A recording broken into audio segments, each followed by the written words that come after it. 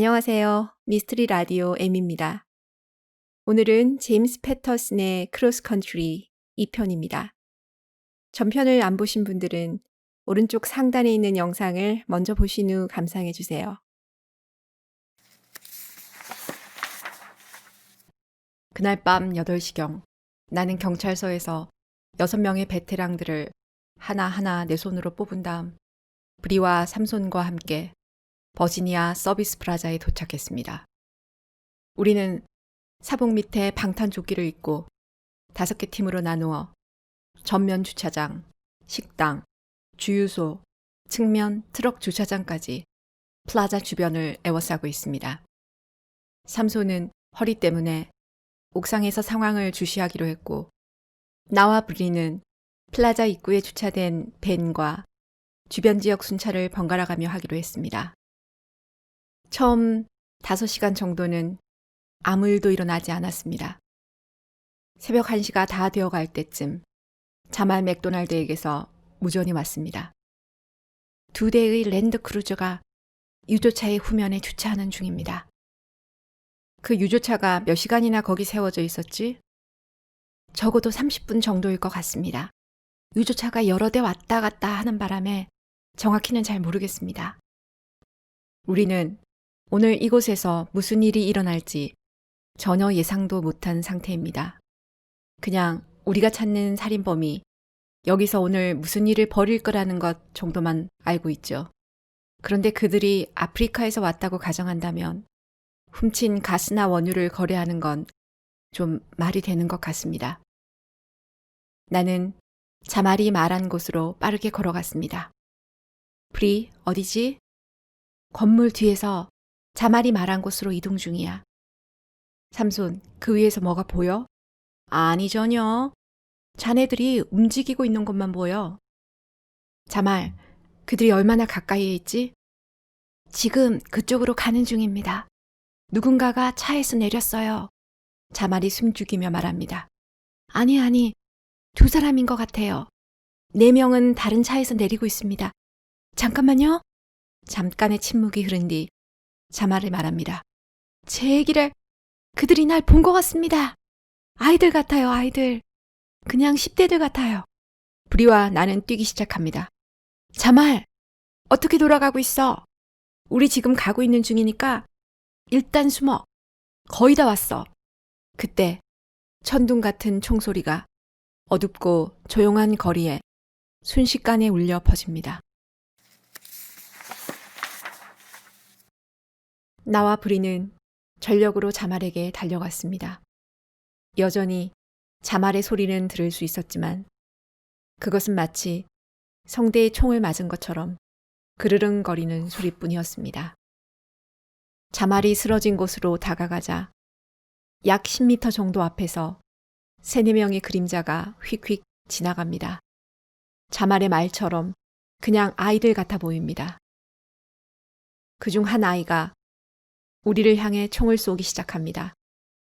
그 아이는 피할 생각도 숨을 생각도 없이 마치 자기는 죽음이 두렵지 않은 것처럼 주차장 한 복판에 똑바로 서서 총알을 난사하고 있습니다.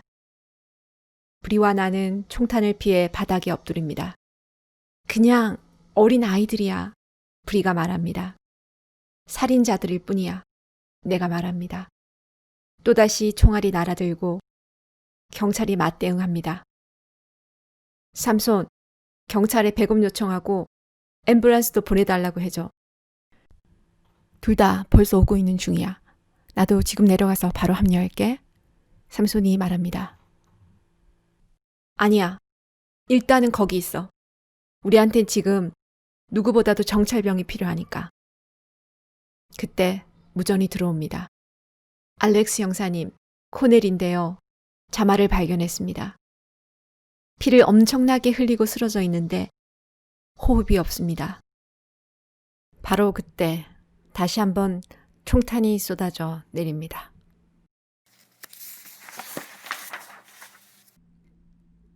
경찰들이 다시 뛰기 시작했습니다. 알렉스, 브리, 왼쪽이야. 삼손이 외치는 소리가 들립니다. 내가 플라자 정문 쪽으로 뛰어갔을 때 3명의 살인자들이 주유소 쪽으로 뛰어가는 게 보였습니다. 2명은 아이들 같았고 나머지 1명은 어마어마한 덩치의 어른이었습니다. 플라자 주변에 있던 시민들이 비명을 지르며 이리저리 뛰어다닙니다. 우리는 시민의 안전 때문에 총을 쏠 수 없었지만 그들은 달아나면서도 연신 뒤돌아서 총을 쏴댑니다. 빨간색 파카를 입은 여자가 배를 움켜쥐며 쓰러지자 그 몸집이 큰 사내는 쓰러진 여자를 향해 2번째 총알을 쏩니다. 그리고 그는 쓰러진 여자의 SUV 가스 노즐을 잡고 밸브를 연 다음 땅바닥에 가스가 새 나오도록 던져버립니다. 그리고는 옆에 있던 차에도 똑같은 짓을 합니다. 갱단 아이들은 그게 무슨 스포츠 경기라도 되는 것처럼 소리소리 지르며 날뛰고 있습니다. 사격 중지. 브링텐을 데리고 반대편으로 가. 이콜로, 가서 누구한테라도 저 가스 밸브 좀 잠그라고 해. 그는 아스팔트 위로 가스가 새 나가도록 3번째 가스 노즐을 잡고는 나를 노려다봅니다. 일단 가스 내려놓고 떠나. 총을 쏘지는 않겠다. 내가 그 사내에게 말합니다. 그는 꼼짝도 않고 나만 노려보고 있습니다. 잠시 후 그 사내 뒤에서 누군가가 큰 소리로 그를 부릅니다. 그제야 그는 내 말대로 가스 노즐을 바닥에 내려놓은 다음 천천히 주유소를 벗어납니다. 가스 폭발은 막았다고 안심하는 그 순간 어둠 속에서 한 발의 총성이 울립니다. 마치 마법처럼 갑자기 불길이 솟아오르고 주유소는 순식간에 화염에 휩싸입니다. 모두 물러서. 나는 2 팔을 들어 흔들며 소리칩니다. 바로 그때 폭발음이 펑펑펑 연달아 들려옵니다. 주유소 밑에 묻힌 기름 탱크가 폭발음과 함께 하나하나 터지자 아스팔트는 마치 지진이라도 난 것처럼 무너져 내립니다. 화염에 휩싸인 자동차들은 거리에 나뒹굴고 트럭 운전사들과 식당에서 식사 중이던 사람들은 비명을 지르며 거리로 뛰쳐나옵니다. 내가 차를 향해 달려갈 때 맞은편에서 브리가 달려옵니다. 무사한 그녀를 보자 말할 수 없는 안도감이 밀려옵니다. 우리는 차에 올라 앞서가는 2대의 랜드크루즈를 쫓았습니다. 우리가 그들의 뒤를 바짝 쫓아 그들은 갈림길에서 한 대는 오른쪽으로 다른 한 대는 왼쪽으로 흩어졌습니다. 나는 내 직감이 맞았기를 기도하며 왼쪽 자동차를 쫓아갔습니다.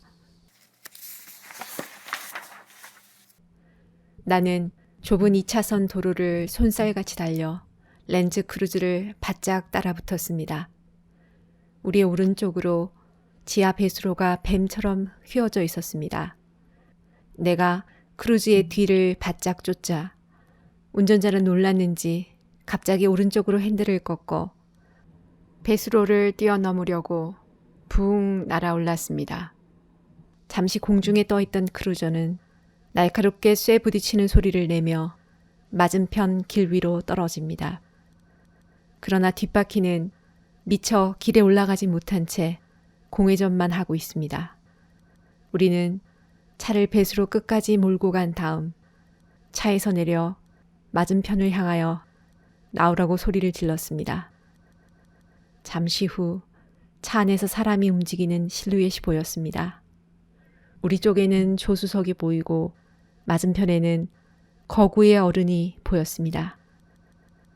아이의 작은 실루엣이 2 손을 번쩍 쳐들어 지붕으로 난 창을 향해 가볍게 지붕으로 나옵니다. 내려와서 바닥에 엎드려 지금 당장. 하지만 그는 지붕에 선 채 우리를 향해 총을 난사하기 시작합니다. 우리도 대응 사격을 시작하자 소녀는 총에 맞고 바닥으로 굴러 떨어집니다. 그 사이 운전석의 사내가 차문을 열고 달아나는 소리가 들립니다. 나와 브리는 재빨리 맞은편 배숙으로 건너갔고 브리를 쓰러진 소년 옆에 남기고 나는 사내가 뛰어간 방향으로 쫓아갔습니다. 앞에는 삼나무 숲과 키 큰 갈대가 시야를 막고 있었습니다. 그때 울타리 체인을 흔드는 소리가 들리고 내가 그곳을 향해 달려가자 사내가 울타리를 넘어가고 있는 게 보였습니다. 나는 총을 꺼내 울타리를 향해 발사했지만 너무 멀어서 명중하지 못했습니다. 사내는 울타리 건너편에서 거만한 얼굴로 손을 흔들며 어둠 속으로 사라져 버렸습니다. 나는 본부에 지원 요청을 한 다음 브리에게 돌아왔습니다. 그녀는 자신의 재킷을 벗어 쓰러진 소년의 얼굴을 덮어준 후 그 옆에 서 있었습니다. 브리, 괜찮아? 이 아이는 아마 12살 정도 됐을 거야, 알렉스. 얜 그 살인마 새끼를 도망치게 하려고 자살을 한 거라고.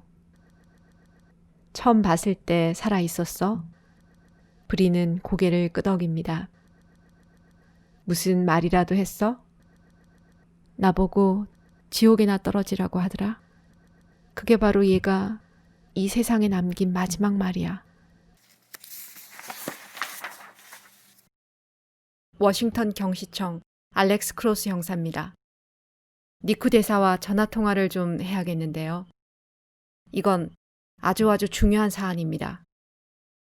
다음 날 밤늦게 나는 브리와 함께 조지타운 클럽 4명이 살해당한 현장으로 출동하면서 나이지리아 대사관에 전화를 걸었습니다.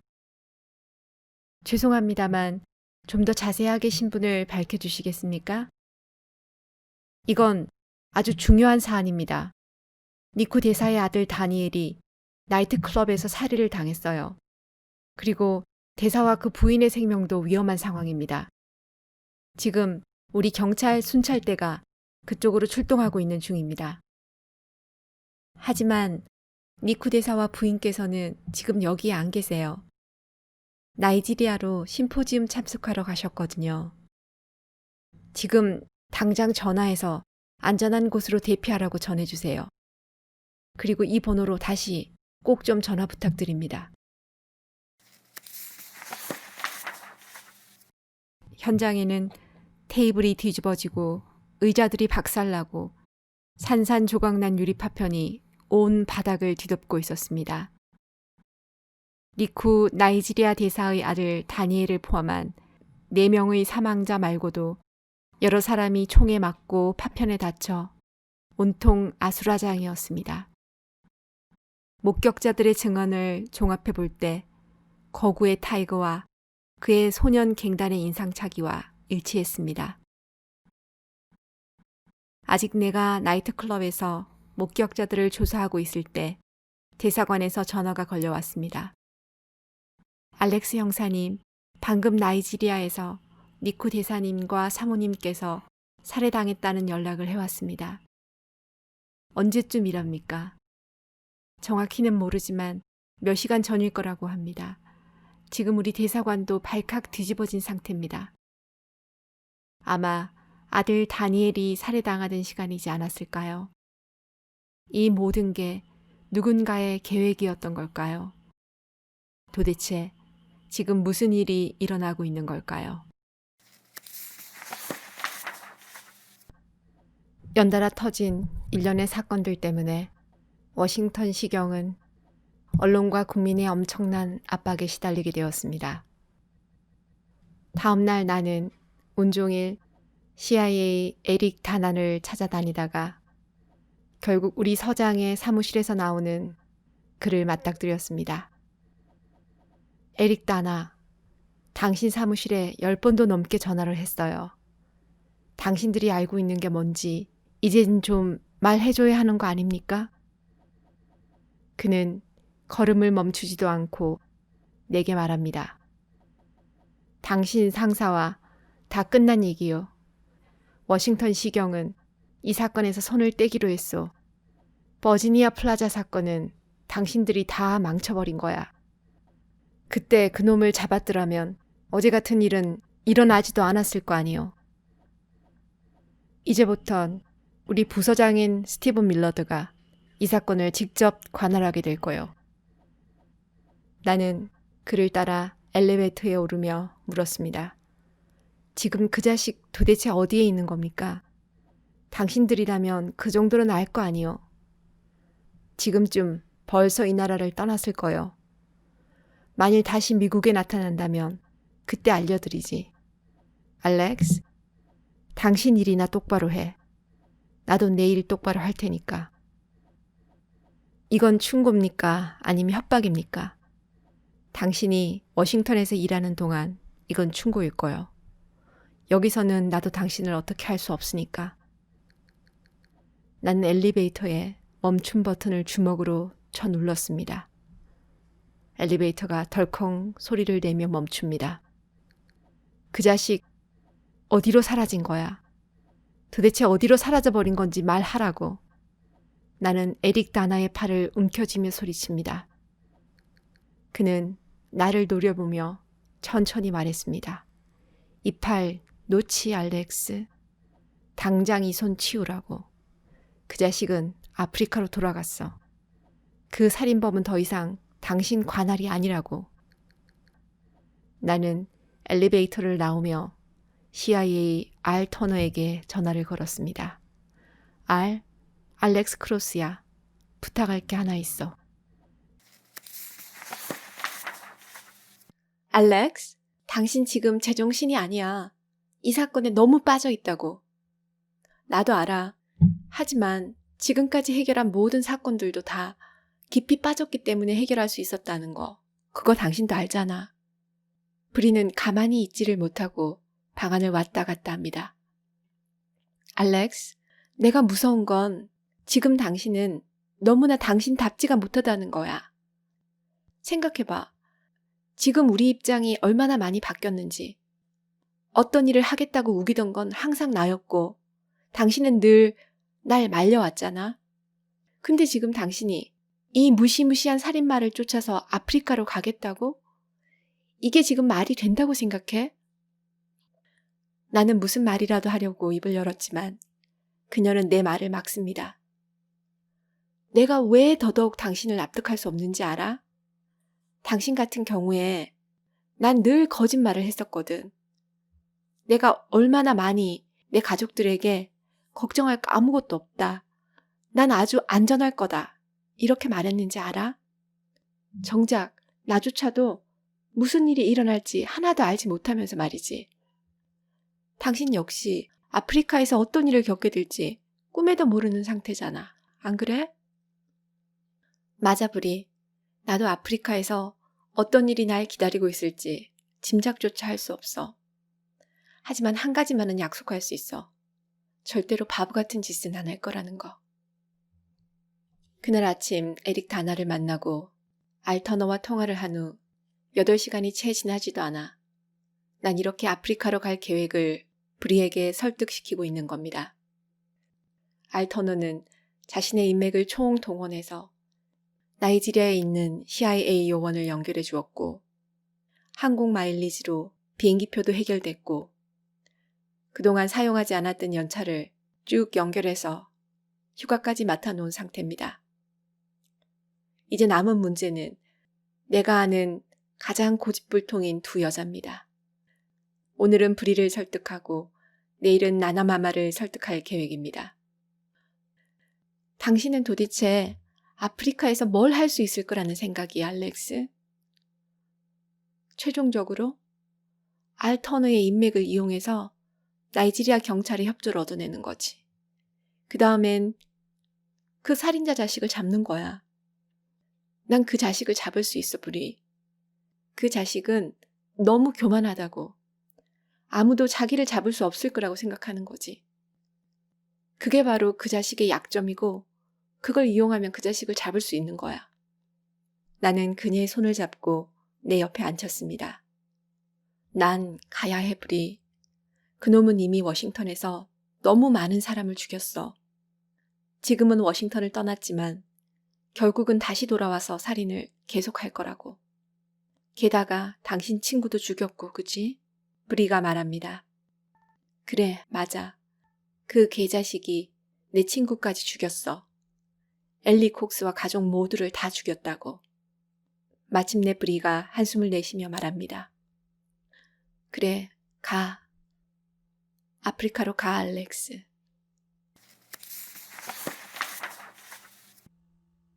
백악관에서 몇 블록 떨어진 바에서 타이거는 백인 남자를 만납니다. 돈은 이미 송금했소. 35만 달러. 이제 돌아가는 건가? 백인 남자가 묻습니다. 네, 오늘 밤 늦게 출발합니다.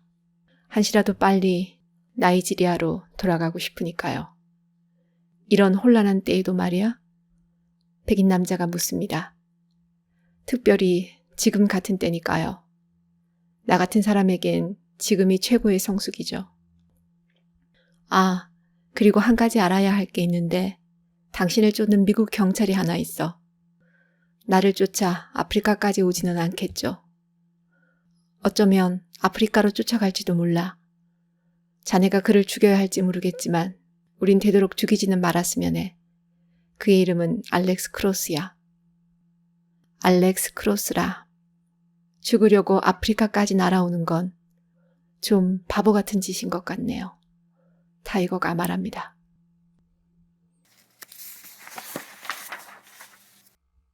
내 여권을 훔쳐갔다고요?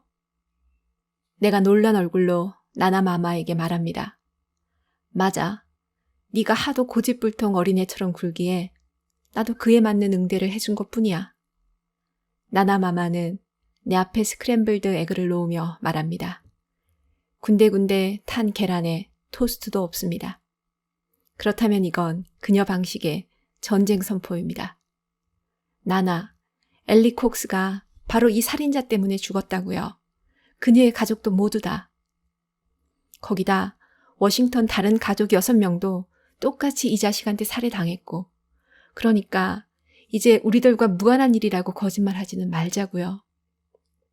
너나 네 일과는 관련이 있겠지만 우리랑은 아무 상관없는 일이야. 나나마마는 커피를 부어들고는 방으로 향합니다. 남의 여권 훔치는 게 죄라는 건 알고 있어요? 나는 그녀의 뒤통수에다 대고 소리칩니다. 그럼 날 체포하든지. 그녀는 방문을 꽝 닫고 들어갑니다. 아침 6시. 벌써 1라운드가 끝났습니다. 내가 아프리카로 갈 수도 있다는 이야기를 처음 꺼냈을 때 나나마마의 반응은 아주 조심스러웠습니다. 내 세탁물 옆에 신문을 놓아두기도 하고 아침에 내 차 키 옆에다가 신문 기사가 든 봉투를 놓아두기도 했죠. 죽음의 델타, 분열과 분쟁의 나이지리아, 이런 제목의 기사들이었습니다. 내가 이 모든 것들을 무시하자 나이지리아 정세에 대해 강의를 하기 시작했습니다.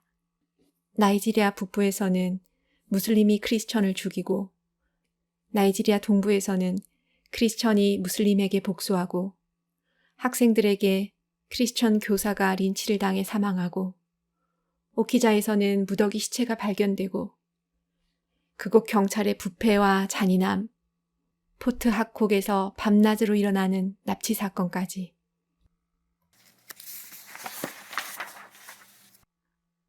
그날 밤 아이들이 다 잠들기를 기다렸다가 나는 그녀가 내게 했던 것처럼 신문 기사가 든 봉투를 들고 나나마마에게 갔습니다. 이게 뭐야? 신문 기사들이요.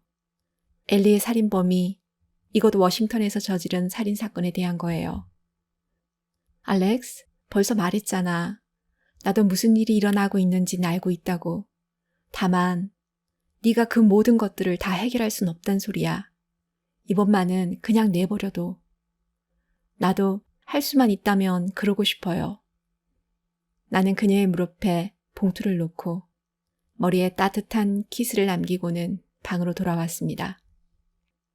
다음 날 아침 내가 부엌으로 내려갔을 때 아직 5시 반밖에 안 됐는데도 벌써 제니와 알리가 내려와 있었습니다. 나나의 부엌에서는 시나몬 향의 거부할 수 없는 뭔가가 요리되고 있었습니다. 제니는 5인분의 은식기와 냅킨이 세팅된 식탁에 오렌지 주스를 따르고 있었고 자기 자리에 앉아 시리얼에 우유를 말아 먹고 있던 알리는 우유가 뚝뚝 떨어지는 숟가락을 머리로 가져가며 내게 경례를 합니다. 아빠 여기 왔어요. 그제야 나는 냉장고 문에 스카치 테이프로 붙여놓은 나이지리아 지도와 내 자리 냅킨 옆에 놓인 여권을 발견했습니다. 나이지리아 CIA 정보원 이안 플래티는 자신의 상사인 에릭 다나의 전화를 받습니다. 플래티, 문제가 좀 생겼어. 알렉스 크로스라는 워싱턴 시경 형사가 지금 그곳으로 향하고 있어. 그자를 좀 잘 살펴봐야겠어. 그리고 그가 아무 일도 당하지 않도록 하고. 알렉스 크로스는 여기서 꽤 명성이 높으니까 괜히 쓸데없는 문제 생기지 않게 하라고. 워싱턴에서 독일 프랑크푸르트로 가는 비행기 안에서 나는 나나 마마가 읽으라고 준 윌레 소잉카의 회고록을 꺼내듭니다. 책 속에는 디즈니랜드에 갔을 때 찍은 데이먼, 제니, 알리의 사진이 끼워져 있습니다. 아, 소잉카. 영감을 주는 작가죠. 이 작가의 다른 작품도 읽어본 적이 있나요? 내 좌석 옆에 복도를 지나던 목사가 묻습니다. 아니요, 처음입니다. 할머니에게서 받은 여행 선물이죠. 할머니는 나이지리안인가요? 아니요, 그저 책을 많이 읽으신 미국인일 뿐입니다. 아, 완벽한 사람은 없으니까. 목사는 이렇게 말하고 껄껄 소리내어 웃습니다. 나는 요르바 아닌 크리스천입니다. 그가 청하는 악수에 내가 손을 내밀자 목사는 두 손으로 내 손을 움켜잡으며 말합니다. 예수 그리스도를 당신의 구주로 영접했나요? 알렉스 크로스 형사? 나는 재빨리 손을 뿌리치며 날카로운 소리로 물었습니다. 어떻게 내 이름을 아는 겁니까? 만일 아직 그분을 구주로 영접하지 않았다면 지금이 가장 적합한 때일 것 같군요. 목사는 내 얼굴 앞에 십자가의 사인을 한 다음 말합니다. 나는 봄바타 목사입니다. 신의 은총이 그대와 함께하기를 기도합니다. 알렉스 형사. 당신은 어느 때보다 그분의 도움이 필요할 거요. 지금 같은 시기에 아프리카에서라면 더더욱더 말이요. 아프리카는 지금 너무나 위태로운 시기입니다. 거의 시민전쟁 수준이라고도 할 수 있을 거요. 그는 비어있는 자기 옆자리로 나를 초대했고 우리는 몇 시간을 쉬지 않고 이야기를 나누었습니다. 그러나 그는 결코 어떻게 내 이름을 알았는지는 말하지 않았습니다. 집을 떠난 지 18시간 만에 나는 드디어 워싱턴에서 독일 프랑크푸르트를 거쳐 나이지리아 라고스의 무르탈라 모하메드 공항에 도착했습니다. 미안하지만 여기서는 달리 도움을 줄 수가 없을 것 같군요. 봄바타 목사가 내 자리로 와서 인사를 했습니다. 200 나이라를 주머니에 넣어놔요, 친구. 그가 말합니다. 왜요?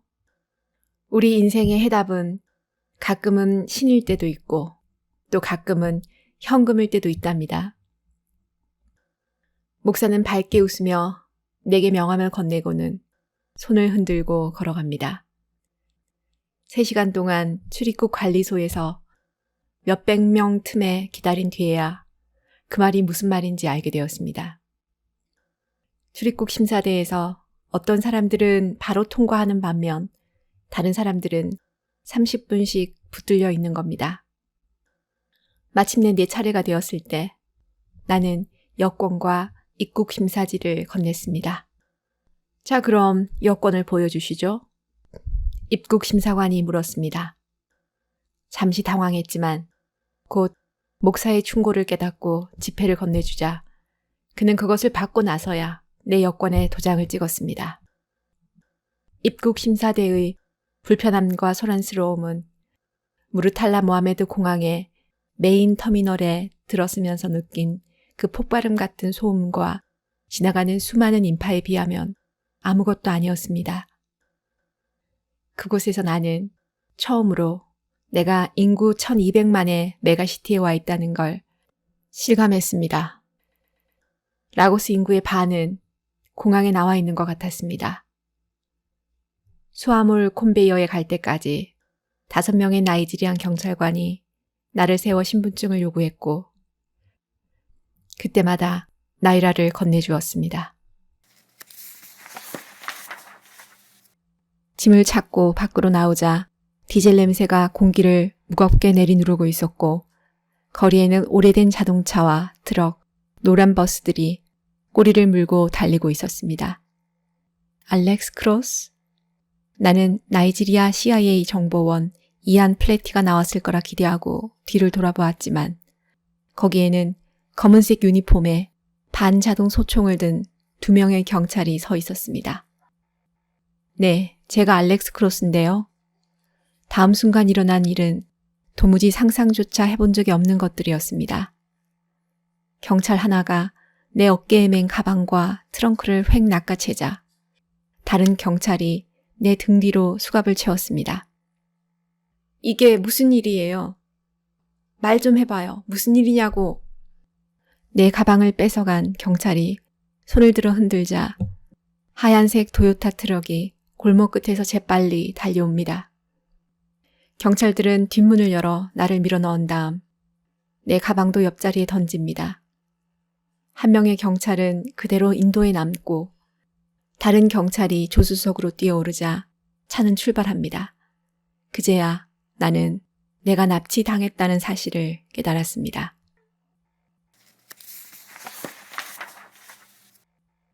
모든 것이 너무나 순식간에 일어났고 모든 것이 거짓말 같았습니다. 날 어디로 데려가는 거요? 왜 이러는 건데? 난 미국 경찰이라고. 조수석의 경찰이 경찰봉으로 내 얼굴과 가슴을 강하게 내리칩니다. 내 코뼈가 부러지는 소리가 나면서 순식간에 피가 얼굴을 타고 셔츠에 흐릅니다. 조용히 하라고 이 미국 놈아. 재수없는 테러리스트 새끼. 재수없는 경찰 자식. 경찰은 다시 몸을 돌려 뒷좌석으로 기댔고 나는 다시 때리는 줄 알고 옆으로 비켰습니다. 대신 그는 내 옷을 뒤져 지갑을 꺼내서는 현금 전부를 빼내고 빈 지갑을 다시 내 얼굴에 내던집니다. 통증이 얼굴을 타고 온몸에 퍼져나가는 바람에 나는 기침을 했고 피가 차 시트에 튀었습니다. 그러자 그는 경찰봉으로 나를 사정없이 내리칩니다. 이 자식들아, 나를 어디로 데려가는 거냐고. 난 미국 경찰이란 말이야. 경찰이 운전사에게 자기네 말로 버럭 소리를 지르자 운전사는 급 커브를 틀어 길 옆에 차를 세웁니다. 그들 모두 차에서 내려 내가 앉은 쪽 뒷문을 열고는 나를 그대로 땅바닥으로 밀어 떨어뜨립니다. 그런 다음 내 팔 아래 손을 넣고 양 옆에서 나를 들어올리며 말합니다. 넌 용감한 남자야. 문제는 무식하게 용감하다는 거지. 이번에는 운전사가 나의 뺨을 온 힘을 다해 때립니다. 너희 두 놈들 제법인데? 나는 이제 어떻게 되든 상관없다는 생각이 들었습니다. 운전사가 주먹으로 내 관자놀이를 세차게 치자 머릿속에서 뭔가가 바스라지는 소리가 들립니다. 얼마나 많이 맞았는지는 모르지만 내가 정신을 잃은 것은 4번째 주먹을 맞고 난 다음이었던 것 같습니다.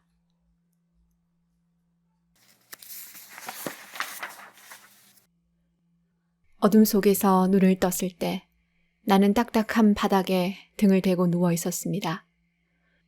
온몸이 찢어질 듯 아팠고 특히 코가 너무 부어 입으로만 겨우 숨을 쉴 수 있었습니다. 숨 쉴 때마다 누군가가 머리를 내려치는 것 같았습니다. 어둠 속에 시야가 익숙해지자 나를 내려다보고 서 있는 사람들이 보였습니다. 미국인이 눈을 떴어.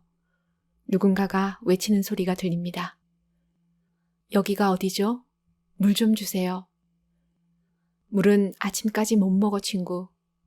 누군가가 나를 일으켜 세우며 말합니다. 갈비뼈가 폭발할 것 같았고 두통이 머리를 깨부술 듯이 엄습해왔습니다. 주위를 둘러보니 나는 감옥에 갇힌 것 같았고 5-6명 정도 수용할 법한 작은 방에는 3배가 넘는 사람들이 갇혀 있었습니다. 지금 몇 시죠? 아마 자정쯤? 알게 뭐야. 몇인지 안들 그게 무슨 소용이 있고. 우린 그냥 모두 죽은 목숨이야. 여긴 라고스인가요? 맞아요. 키리키리예요. 우린 모두 정치범들이고요. 적어도 그들은 우리를 그렇게 불러요. 난 기자입니다. 당신은요? 금속 부딪히는 소리와 함께 감옥 문이 열리고 2명의 가드가 들어왔습니다. 그들은 후레쉬를 켜서 우리들의 얼굴을 살피다가 내 얼굴에 불빛을 비추고 한참을 지켜보았습니다. 그러다 자신을 기자라고 말한 남자를 이렇게 세우더니 권총으로 그의 관자놀이를 누르며 말합니다. 미국 놈한테 한마디도 하지 마. 아무도. 알아들어? 그리고는 그 남자가 기절할 때까지 권총 손잡이로 그를 때리다가 마침내 그가 기절하자 감방 밖으로 끌고 나갑니다.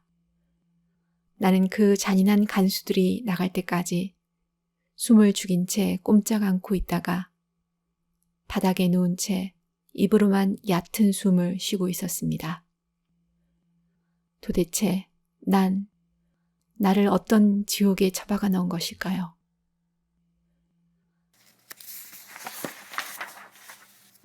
키리키리 감옥에서의 나의 첫날 밤은 희미하고 잘 기억나지 않는다고 말할 수 있다면 좋겠지만 사실은 정반대였습니다.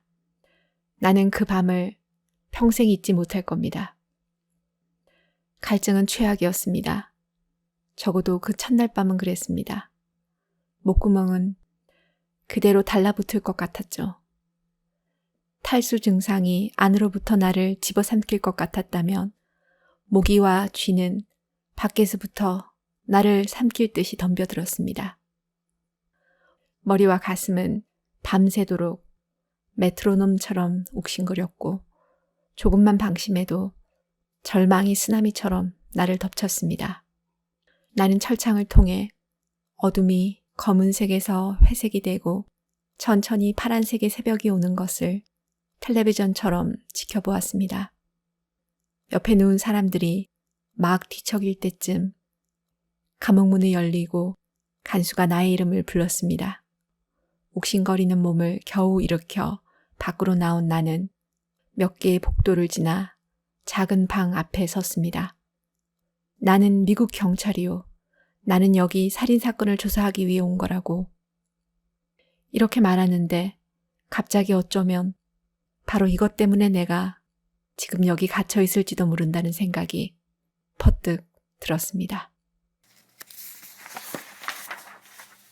안으로 간수가 고함을 지릅니다. 지금 당장. 내가 갇혀있던 방에 반 정도밖에 되지 않는 이 방은 가운데 오래된 철제 의자 하나만 놓여 있습니다. 간수는 내가 머뭇거리자 등을 떠밀어 방으로 쳐넣고는 문을 닫고 가버립니다. 자물쇠도 없는 방에 앉아서 도망갈지 말지 망설이다가 일단 방을 나가볼 생각으로 일어나 문 쪽으로 가는 길에 밖에서 발소리가 들립니다. 나는 얼른 자리로 돌아와 의자 소리가 안 나게 조심히 앉았습니다. 문을 열고 들어온 2사람은 감옥경찰 복장 대신 정복경찰의 유니폼을 입고 있었습니다. 한 사람은 거구의 나이든 사람이었고 다른 하나는 반사 선글라스를 쓴 젊은 사람이었습니다. 알렉스 크로스? 물 좀 마실 수 있겠소? 그 순간 내게는 한 모금의 물보다 더 간절한 건 없었습니다. 목이 말라 말하는 것조차 힘들었습니다.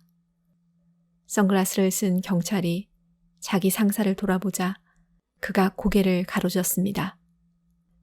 도대체 나를 무슨 죄로 가둔 거요? 바보 같은 질문이군. 선글라스가 내 복부에 주먹을 내리꽂습니다. 몸에 바람이 빠진 것처럼 바닥에 쓰러지자 선글라스가 뒤에서 나를 일으켜 세웁니다. 앞에서 덩치가 내게 펀치를 날릴 때 내가 쓰러지지 않고 펀치를 온몸으로 받을 수 있도록 그렇게 뒤에서 나를 붙들고 있습니다. 덩치는 내 얼굴이며 가슴을 마구 때리기 시작했고 급기야 나는 토하기 시작했습니다. 나한테 돈이 있어. 오케이, 얼마나 가지고 있는지 한번 들어볼까? 지금 가지고 있는 건 아니야. 나는 나이지리아 CIA 정보원 플래티가 라고스 은행에 계좌를 만들어 돈을 넣어주기로 했다고 설명합니다. 그러나 내 말이 끝나기도 전에 덩치는 팔꿈치로 내 턱을 찍어내립니다. 그리고는 가슴 쪽에 또 다른 펀치를 날립니다. 갑자기 나는 숨을 쉴 수가 없었습니다. 덩치가 선글라스에게 뒤로 물러서라는 손짓을 하자 그는 나를 바닥에 내팽개칩니다. 엎드려 있는 나를 향해 덩치가 군하시는 발로 발길질을 하기 시작합니다. 몸속의 공기가 다 빠져나가 숨도 쉴 수 없고 온몸이 뭉개져 버릴 것 같았습니다.